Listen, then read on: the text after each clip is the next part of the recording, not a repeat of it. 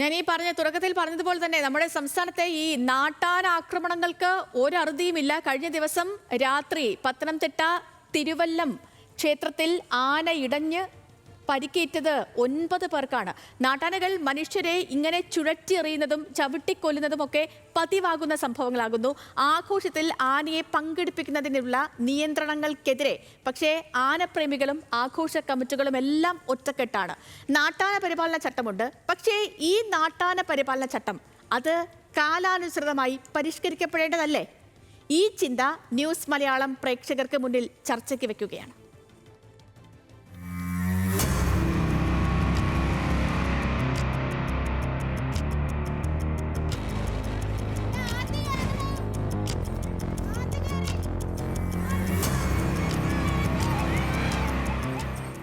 ആന ഒരു വന്യജീവിയാണ്.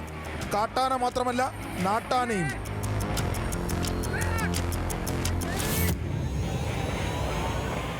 നാട്ടാനക്കലിയും നിസാരമായി കാണേണ്ട കാര്യമല്ല. ആഘോഷങ്ങൾക്കിടെ ആന വിരണ്ടോടി ഉണ്ടാകുന്ന അപകടങ്ങൾ ഉത്സവങ്ങൾക്ക്, ഉറൂസിന്, പള്ളിപ്പെരുന്നാളിന്, സാംസ്കാരിക രാഷ്ട്രീയ പരിപാടികൾക്കൊക്കെയും ആന എഴുന്നള്ളിപ്പ് ആചാരവും നിർബന്ധവുമെല്ലാം ആകുമ്പോൾ ആവർത്തിക്കുന്ന ദുരന്തങ്ങൾ.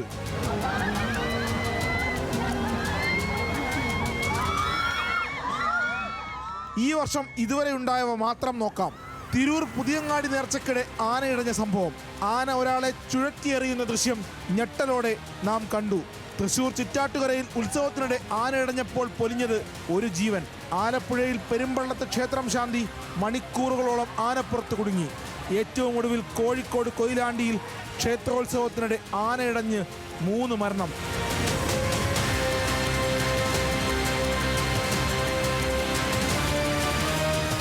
ആനകളുടെ ജോലിഭാരം കൂടിയതാണ് നാട്ടാനകൾ ഇടയാൻ കാരണമാകുന്നതെന്ന് പ്രശസ്ത ആന ചികിത്സകൻ ഡോക്ടർ ഗിരിദാസ് പറയുന്നു.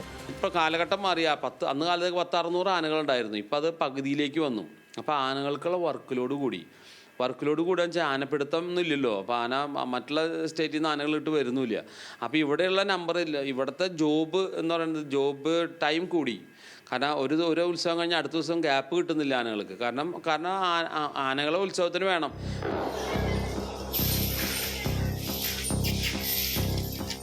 നാട്ടാന പരിപാലനത്തിന് ഒരു ചട്ടം നിലവിലുള്ള നാടാണിത്. ആ ചട്ടം നിലനിൽക്കെ ഇവിടെ നാട്ടാനകൾ ഇടയുന്നത് ഇவ்விധം ആവർത്തിക്കുന്നത് എന്തുകൊണ്ടാണ്? 2012 സംസ്ഥാന വനം വകുപ്പ് നാട്ടാന പരിപാലന ചട്ടം പരിഷ്കരിച്ചത്. ആന എഴുന്നള്ളത്തുമായി ബന്ധപ്പെട്ട വ്യക്തമായ നിർദ്ദേശങ്ങൾ ഇതിലുണ്ട്.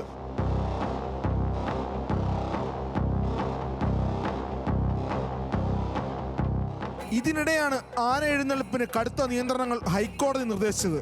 അതിനെതിരെ ദേവസ്വങ്ങളും ക്ഷേത്ര കമ്മിറ്റികളും ഒറ്റക്കെട്ടായി പൊരുതി. വ്യവഹാരത്തിനൊടുവിൽ ഹൈക്കോടതി പുറപ്പെടുവിച്ച മാർഗരേഖ അപ്രായോഗികമാണെന്ന് സുപ്രീം കോടതി വ്യക്തമാക്കി. നാട്ടാന പരിപാലന ചട്ടത്തിലെ വ്യവസ്ഥകൾ പാലിച്ച് ആന എഴുന്നള്ളിപ്പ് നടത്താൻ ദേവസ്വങ്ങൾക്ക് സുപ്രീം കോടതി അനുമതിയും നൽകി.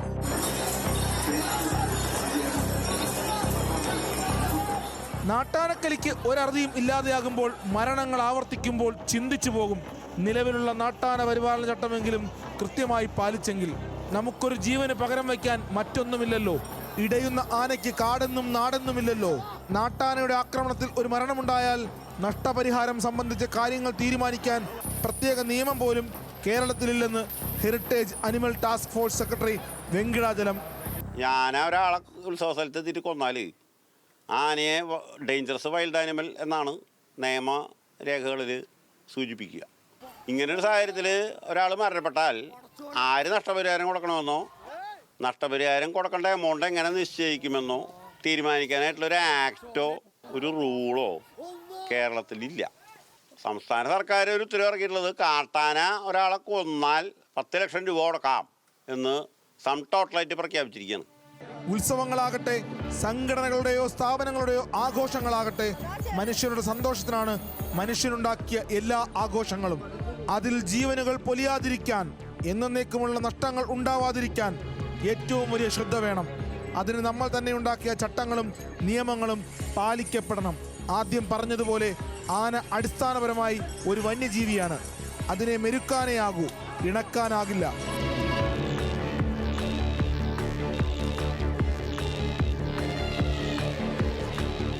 വിവിധ ബ്യൂറോകൾക്കൊപ്പം ന്യൂസ് ഡെസ്ക്, ന്യൂസ് മലയാളം.